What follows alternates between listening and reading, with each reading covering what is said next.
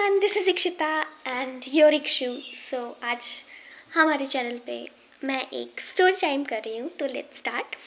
तो स्टोरी शुरू होती है मेरे केजी से। तो जिस स्कूल में मैं पढ़ती हूँ उस स्कूल में मैं केजी से पढ़ रही, नर्सरी से पढ़ रही हूँ। तो जब एग्ज़ाम्स होते थे तो मेरी दीदी मुझसे 6 साल बड़ी है, तो जब एग्ज़ाम्स होते थे तो दीदी हायर क्लासेस में थी, तो उनकी 12 बजे छुट्टी हो जाती थी और मुझे 2 बजे तक रुकना पड़ता था, तो उनमें बड़ा दुख होता था। हाँ, बट दीदी किसी तरह एप्लीकेशन दे के मुझे 12 बजे मेरी छुट्टी तो करवा लेती थी। बट कभी कभी जैसे छुट्टी नहीं मिली तो वो 2 बजे तक रुकती थी।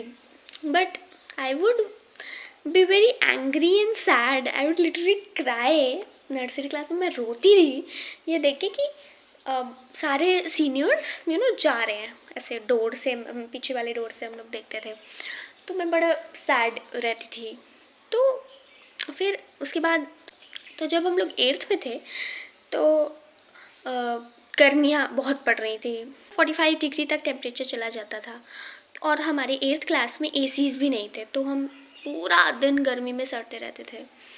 तो बच्चों के क्लासेस में एसी लगे होते थे, तो हम लोग हमेशा वो देख देख के कहते थे इनका सही है एसी में बैठे हुए हैं। तो हमारा प्री क्वार्टरली एग्ज़ाम्स थे, तो उसका फाइनल डे था एग्ज़ाम का और उसके बाद हमारे स्पोर्ट्स डे की प्रैक्टिस शुरू होने वाली थी। तो हम मेजरमेंट्स देने क्लास में गए छुट्टी के बाद। तो वहाँ पे हम जब मेजरमेंट्स दे रहे थे तो एसी चल रहा था और बच्चे बैठ के एसी में एडकॉम पे कोई मूवी देख रहे थे और लंच कर रहे थे। तो मैं और मेरे फ्रेंड्स बात कर रहे थे कि वाओ यार, इनका कितना अच्छा है, एसी में बैठ के बढ़िया मूवी देख रहे हैं, खाना खा रहे हैं और मस्त।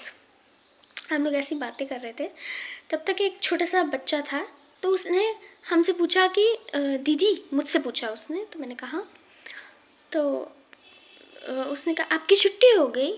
तो मैंने कहा हाँ हमारी छुट्टी हो गई। तो इस लाइक दीदी की छुट्टी हो गई, अपने फ्रेंड से उसने ऐसे बोला।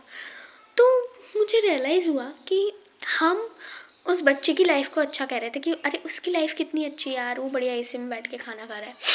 उस बच्चे को हमारी लाइफ अच्छी लग रही थी क्योंकि हमारी 12 बजे छुट्टी हो गई थी। तो मुझे रियलाइज़ हुआ कि हम हमेशा उस चीज़ को ज़्यादा बेटर कहते हैं जो हमारे पास नहीं होती, और जो हमारे पास होती है उसकी कभी हम कदर ही नहीं करते। तो बहुत छोटी सी स्टोरी है, बट इससे हम लाइफ लेसन तो ले सकते हैं कि जो हमारे पास है उसमें हमें खुश रहना चाहिए और भगवान को हर चीज़ के लिए थैंक यू बोलना चाहिए। That's it. अगर आपको पसंद आई हो तो लाइक करिए, अच्छे अच्छे कमेंट्स करिए और थैंक यू, बाय।